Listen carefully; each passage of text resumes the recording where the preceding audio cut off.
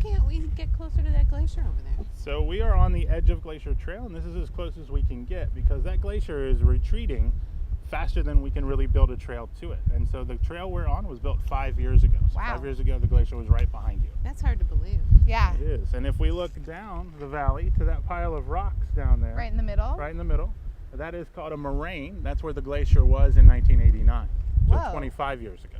It's amazing. Wow, that seems fast. It is a really rapid retreat, and we're seeing that all across the world, and especially here in Alaska.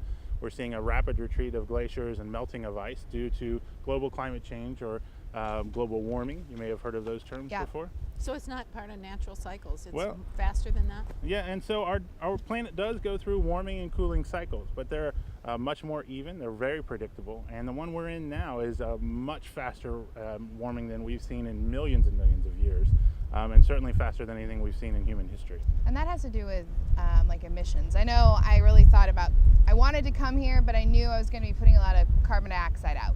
Yes, so driving to Alaska, it's a long trip. Where are you guys from? California. So in California, even on the West Coast, it's a long way to get to Alaska, and planes do emit a lot of CO2 or greenhouse gases that are put into the atmosphere that warms things up.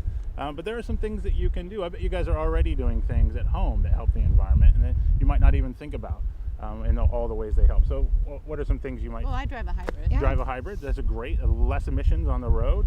If you recycle, Yep. a lot of people have changed their bulbs, done little incremental things that all can help. But when you travel, there's also something you can do, and we can buy what's called a carbon offset.